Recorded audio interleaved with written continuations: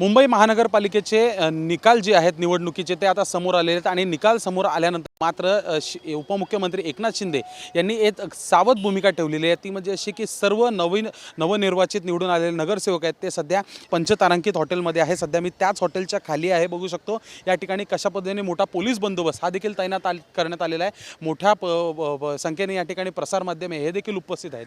खरं पाहायला गेलं तर आजचा तिसरा दिवस आहे की सर्व नगरसेवक जे आहेत शिंदेंचे ते सध्या हॉटेलमध्ये आहेत आणि या हॉटेलमधून जे आहेत आज दुपारी किंवा मग उद्या सकाळी अर्थातच मंगळवारी सकाळी हे सर्व कोकण विभागात या ठिकाणी कोकण भवन जे आहे त्या ठिकाणी जाणार आहेत, आयुक्तांची भेट घेणार आहेत आणि आयुक्तांची भेट घेतल्यानंतर आपला गट जो आहे तो स्थापन करणार आहेत मुंबई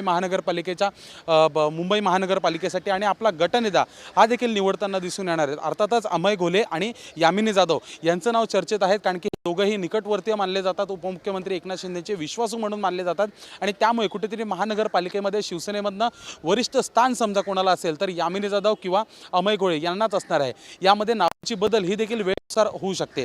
नुकत्याच मिळालेल्या माहितीनुसार आरक्षणाची सोडत ही मंत्रालयामध्ये 22 तारखेला सकाळी 11 वाजता होणार आहे आणि आरक्षण सोडत झाल्यानंतर नेमका महापौर हा कोणाचा होणार आणि कोणत्या पक्षाचा होणार हे पाहणं महत्त्वाचं असणार आहे। पण महायुतीकडनं अंतर्गत बातम्या आपल्याला अशा मिळत आहेत की ज्या ठिकाणी महायुती म्हणून निवडणुकीसाठी शिवसेना आणि भारतीय जनता पक्ष हे एकत्रित समोर गेले होते त्या ठिकाणी महायुतीचाच महापौर बनेल।